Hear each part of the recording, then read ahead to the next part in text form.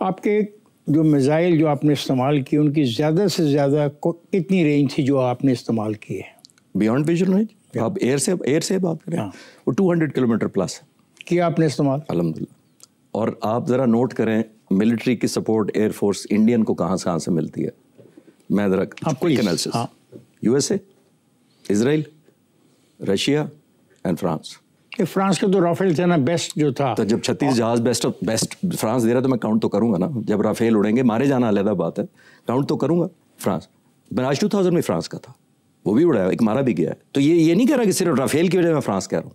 उसके पास जो मिराज 2000 है वो भी फ्रांस के हैं, उसके पास जो जैगुआर है वो भी फ्रांस के हैं, जो अब ऑब्सलीट हो रहे हैं। यानी इतना पुराना रिलेशनशिप फ्रांस से है, मैंने इसलिए फ्रांस को काउंट इन किया।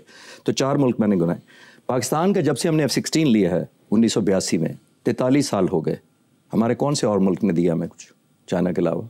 सो वी हैव वन फ्रेंड। हमने खुद बनाए तो सही, तो वो तो बहुत ब्लेसिंग होगी ना आपके। जब 80s में हमने प्रेस्लर अमेंडमेंट के तहत हमारे स्पेयर पार्ट्स बंद कर दिए, आपको बहुत ज़्यादा इन होगा, जहाज रोक लिए, कहा गंदम ले लो उसके बदले में। तो 1990s में हमने ये रियलाइज किया। कौन से बनाए हैं हमने? 1995 में ये JF-17 थंडर का कॉन्सेप्ट आया था।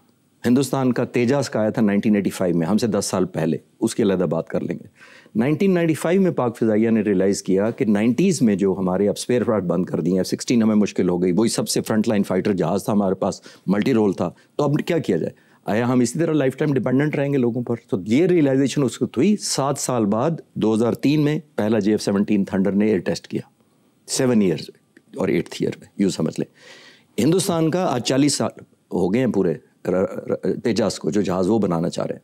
अभी उनके सिर्फ 2 स्क्वाड्रन ऑपरेशनल हैं, जो सो कॉल्ड ऑपरेशनल हैं, और अभी भी कंफ्यूज है कि ये इंजन ठीक है या अमेरिका से रिप्लेस कर दे एक और इंजन के साथ।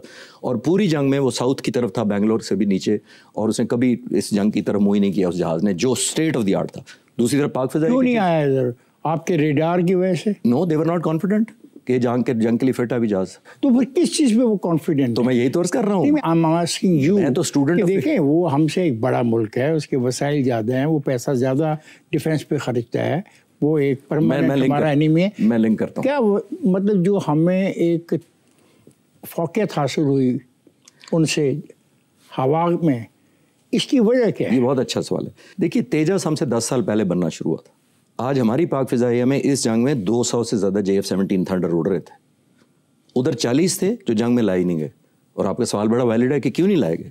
क्यों नहीं लाए? इसलिए गए कि वो अभी तक डेवलपमेंट स्टेज से ही नहीं निकल पा रहे, ट्रायल से ही निकल पा रहे। सर, आप क्या कहना चाह रहे हैं? मुझे आप कहना चाह रहे हैं कि हिंदुस्तान एक नाअहल मुल्क है? नहीं, मैं नहीं कहता। उनका एयर चीफ क्या कहता है वो सुन लें। वो क्या कहता है? AP Singh, air chief martial Indian air force, अभी क्या कहता है? फरवरी 2025, 2.5 महीने पहले, इस जंग से 2.5 महीने पहले, एक पब्लिक सेमिनार में, not inside the air headquarters, public seminar में उसने क्या कहा? अभी बेबसी ज़रा देखिएगा। उसने कहा कि मुझे और जहाज़ चाहिए ताकि मैं अपनी डिटरेंस बरकरार रख सकूं और रेलेवेंट रह सकूं। फरवरी 2025। और फिर क्या कहता है? कहता है हमने 9 साल पहले 2016 में 40 तेजास का ऑर्डर किया था इंडियन एयरफोर्स ने, हमें आज तक नहीं मिले। बेबसी महसूस कर रहे हैं हम इंडियन एयरफोर्स चीफ की। मैं एयरफोर्स चीफ को अपने को मिला हूँ, मुझे तो कहीं वो बेबस नज़र नहीं आया कि मुझे JF-17 थंडर नहीं मिल रही, या ब्लॉक 3 अपग्रेड नहीं हो रही, या फलां मिसाइल नहीं ले पा रहा। उधर माइंडसेट डिफरेंट है, उधर माइंडसेट डिफरेंट है। मैं तो कह ही नहीं रहा इंडियन एयरफोर्स, वो चीफ खुद कह रहा है कि मुझे 9 साल में 40 जहाज़ में से एक जहाज़ नहीं मिला। और मुझे किस लिए जहाज़ मांग रहा है? To stay relevant and to create deterrence. किसी साहब, मुझे समझ नहीं आ रही, अगर मैं आपकी बातों को 10 मान लूँ, 70% भी, तो क्या हिंदुस्तान दोबारा हमला करेगा? Possibility, intent, capability, yes. Intent तो देखिए कभी किसी वक्त भी बनाई जा सकती है। Intent is a moment of decision. नहीं, लेकिन जो अगर जवाब वैसा ही मिला जो जवाब मिला है, तो मैं अर्ज कर रहा हूँ कैपेबिलिटीज वाइज उसके सिर्फ 6 जहाज डाउन हुए हैं 1000 जहाज में से। मतलब अभी हमारे पे वो हमला कर सकते हैं पूरे जहाज़ों के साथ। और फर्ज करें इन तमाम जहाज़ों को बैक वक्त वो इस्तेमाल करना चाहता है, तो हम कहाँ खड़े होंगे? देखिए, बैक वक्त तब होते हैं जब आपने पीस टाइम में प्रैक्टिस की होती है। आपने 100, 150, मैंने पता किया इंडियन का, काफ़ी मैं पढ़ता हूँ उनके बारे में। उन्होंने जैसे मैंने कहा ना, मल्टी डोमेन ऑपरेशंस और मैस एम्प्लॉयमेंट जो है वो नहीं प्रैक्टिस करते। मैं ये नहीं कह रहा कि वो काबिल नहीं है इसके, या जहाज़ काबिल नहीं है। मैं राफेल की बहुत रिस्पेक्ट करता हूँ एज अ फाइटर पायलट। बहुत ज़बरदस्त जहाज़ है, इलेक्ट्रॉनिक स्वीट बड़ा ज़बरदस्त है, जैमर बहुत ज़बरदस्त है, उसका रेडार बहुत अच्छा है। उसने जैमर काम ही नहीं किया। 2001 से इफ्तिखार साहब वो जहाज़ उड़ रहा है, 24 साल से हो गया उस जहाज़ को सर्विस में। सबसे पहले फ्रांस की नेवी ने लिया था वो जहाज़। 24 साल से उड़ रहा है। यमन में एम्प्लॉय हुए हैं, सीरिया में हुआ है, लीबिया में हुआ है, आज तक शूट डाउन नहीं हुआ। लेकिन शूट डाउन हुआ है तो यहाँ हुआ है। इस दफ़ा जो बहुत अप्रिशिएबल बात थी वो बड़ी क्लोज कोऑर्डिनेशन थी। Unfortunately three services, absolutely. आप गवाह होंगे, कारगिल में हमारी बहुत कम थी या ना होने के बराबर थी। 65 वॉर में नहीं थी, उस तरह नहीं थी जो अब है। 71 में तो और ज़्यादा कम थी। तो ये अगर हमने बेस्ट एग्जाम्पल एक सेट की है of integration and timely coordination and well thought out execution of strategy, मेरे हिसाब से शुड बी अप्रिशिएटेड। वज़ीर-ए-आज़म शहबाज शरीफ कहते हैं, भारत खुद को इलाके का हिस्सा तो समझता था, हमने इसका गरूर तोड़ा। हम इलाके में अमन चाहते थे और इस जंग को आगे नहीं बढ़ाना चाहते, जिसकी वजह हमने तहम्मुल का मुजाहरा किया, वरना हम उनके परखचे उड़ा सकते थे। तो मैं आपसे पूछना चाहता हूँ, ये फैसला फिर आपका सियासी फैसला था ना कि जिसकी बिना पर आपने उनके जो 34 राफेल और गिरा सकते थे नहीं गिराए? देखिए, मेरा ख्याल है जब इस तरह मुल्क जंगों में जाते हैं और स्पेशली रिटेलिएटरी मोड में जाते हैं जो हम गए हैं इस तरह, तो इसको स्टैंड अलोन पॉकेट्स में मेरे लिए बड़ा मुश्किल है कि कितना परसेंट पॉलिटिकल था, कितना परसेंट लैंड फोर्सेस और आर्मी का था। मैं तो अप्रिशिएट कर रहा हूँ कि बहुत जॉइंटनेस थी इस दफ़ा। मैं इन टच था पाक फ़िज़ाइया के साथ, सारी इनपुट मुझे थी और मैं बड़ा खुश था इस सेंस में as a student of strategy के बहुत ज़बरदस्त इंटीग्रेशन है, वेल थॉट आउट फैसले हो रहे हैं। तो अब जब at the end of the day अगर रिजल्ट ठीक है और वो ठीक है, तो मेरा नहीं ख्याल, मेरे लिए मुश्किल है कि पॉलिटिकल कितने परसेंट था या आर्मी ने या नेवी ने या एयरफोर्स ने सजेस्ट किया और कितना उनकी तरफ से suggestion I. At the end of the day अब प्रॉब्ली आप बेहतर एनालिसिस को कर सकेंगे। नहीं, जिस तरह मुझे बताएं कि दो हम चीज़ें देखते हैं। एक उनका वाइस प्रेसिडेंट है, वो कहते हैं इन दोनों को लड़ने दो, इज इट ए फैक्ट? जी बिल्कुल। फिर विद इन फ्यू आवर्स उनका प्रेसिडेंट कहता है कि इनको आपस में नहीं लड़ना चाहिए, ये दोनों एटमी ताकतें हैं। उसके वाइस प्रेसिडेंट के बयान और उसके प्रेसिडेंट के बयान के दरमियान क्या हुआ? एक ही बात हुई जो मेरी अंडरस्टैंडिंग है, जो मैंने आपसे कहा था, वॉर कल्मिनेशन स्ट्रैटेजी जो पाक फ़िज़ाइया ने पर्टिकुलरली लीड की, ज़्यादा मैसिवली, जो 10 तारीख को सुबह टनेज गिराई, वो क्या था बुनियादी तौर पर? देखिए, आपने एक मुल्क को परेशान या थोड़ा सा सटपटे में नहीं डाल दिया कि ये क्या हो रहा है। कितना कंफर्टेबली आपने कहा, वाइस प्रेसिडेंट कहता है कि नहीं ये तो इनका अपना है, करते रहे। बिल्कुल उसने कहा। सोवियत यूनियन का S-400 तबाह किया और इजराइल क्लेम करता था कि जो हमारा ड्रोन है ये इम्प्रेग्नेबल, मतलब इसको कुछ, क्या नाम है उस ड्रोन का? हार्पर जो है, उसका था। उनको मान था कि ये शूट डाउन नहीं हो सकता। 91 गिराए। DGISPR ने कहा, मेरे पास तो डाटा नहीं, एग्जैक्ट नहीं है, उन्हीं की मैं बात सुनकर रिकॉर्ड कर सकता हूँ, 91 मार गिराए। तो 3 मुल्क परेशान हुए। चौथा मुल्क हमने सबसे करीबी दोस्त को भी परेशान कर दिया। वो आप हैरान होंगे, तुर्की है। तुर्की कहाँ से बीच में परेशान हुआ? वो इसलिए F-35 दुनिया का इस वक्त मोस्ट मॉडर्न फाइटर जहाज़ है, जो अमेरिका की इस वक्त हम बात करेंगे। नंबर 1 फाइटर जहाज़ दुनिया में है तो F-35 है, USA का। तुर्की ने डील कर ली हुई थी with some technology transfer F-35 की टू तुर्की, लेकिन इस दौरान उन्होंने S-400 का सौदा कर लिया। अमेरिका ने थ्रेट किया कि या तुम S-400 खरीदोगे या हमारा F-35 खरीदोगे। तो तुर्की ने F-35 छोड़ दिया और S-400 ले लिया, जिसको हमने निशाना बनाया। वो तो जहाज़ रुकवा दिया। मेरा ख्याल है तुर्की को हम मदद कर दें कि इस तरह इसको बचाया जा सके। खालिद साहब, मैं ब्रेक पे जा रहा हूँ, ब्रेक से वापस आते हैं तो गुफ्तगू के हिस्से को जारी रखेंगे। ख्वाजात, हम जा रहे हैं ब्रेक पर, जाइएगा नहीं, हमारे साथ रहेगा।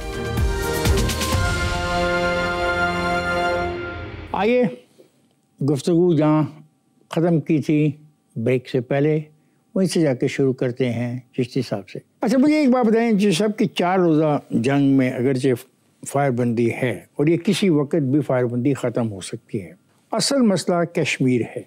क्या आप समझते हैं कि वो संजीदगी से लिया जाएगा? क्योंकि शिमला माहदे के बाद ये तय हुआ कि ये मसला इंटरनेशनल इशू नहीं है, ये आप दोनों मुल्कों का है, आप इसको तय कर लें। और कल उनका जो रवैया है वो ये है कि जो कश्मीर पाकिस्तान के पास है वो भी कहते हैं हमें दो। What will happen? अब देखें, एक तो आपकी फ़ज़ाई बर्तरी को तस्लीम हम कर लेते हैं, क्या ये दोबारा फ़ज़ाई बर्तरी इस पूरे इलाके में दोबारा इस्तेमाल होगी? और क्या यहाँ से जहाँ से आप ऑपरेट कर रहे थे ये ज़्यादा आसान है और उस इलाके में जाके ऑपरेट करना आपके लिए उतना ही आसान होगा? आपने 2 सवाल किए, जिसमें एक आप कह रहे हैं जी कश्मीर का हिंदुस्तान कहता है कि ये हमारा, इसकी बात करो, अपने वाले की बात करो, और आपने कहा कि ये अमेरिका बीच में पड़ा है, उसका फ़ायदा क्या होगा? देखिए, पहला फ़ायदा तो ये हुआ है कि आप जंग से पहले कश्मीर छोड़े, पाकिस्तान ही हिंदुस्तान के नुक्ते नज़र से रेलेवेंट ही नहीं था। वो कहते किससे बात करें, हम तो बात ही नहीं करेंगे इनसे, हम तो मैच भी नहीं खेलेंगे इनके साथ। हाँ, वो हमें डिफेंसिव रखते थे। कश्मीर तो बाद की बात है। पहली दफ़ा अमेरिकन प्रेसिडेंट ने आपको कहा कि दोनों को मेज़ पर बिठाएंगे, अमेज बराबर का होगा ना, जैसे आपके सामने और वो तैयार नहीं है। वो तो कहते हैं कि खून और पानी साथ नहीं बह सकते। लेकिन मैं सिर्फ एक्सेप्टेंस की बात कर रहा हूँ अमेरिकन प्रेसिडेंट की नज़र में। अभी उस इंटरनेशनल में एक ही मेज़ पर बैठेंगे तो मेज़ एक जैसा होगा, कुर्सियाँ एक जैसी होगी जैसे हम बैठे हुए हैं। अब बातचीत का क्या आउटकम निकलता है, मैं बड़ा ऑप्टिमिस्टिक बिल्कुल नहीं हूँ। मैं कह रहा हूँ कि एक मीटिंग होगी तो कश्मीर का मसला हल हो जाएगा, ये पहला सवाल था। लेकिन कश्मीर रेलेवेंट हो गया जब अमेरिकन प्रेसिडेंट मेंशन कर देता है, जो कभी मेंशन भी नहीं होता था कभी। एक बात। दूसरा, आपने कहा कि हमारे लिए लड़ना उधर बॉर्डर पार जाके आसान होगा।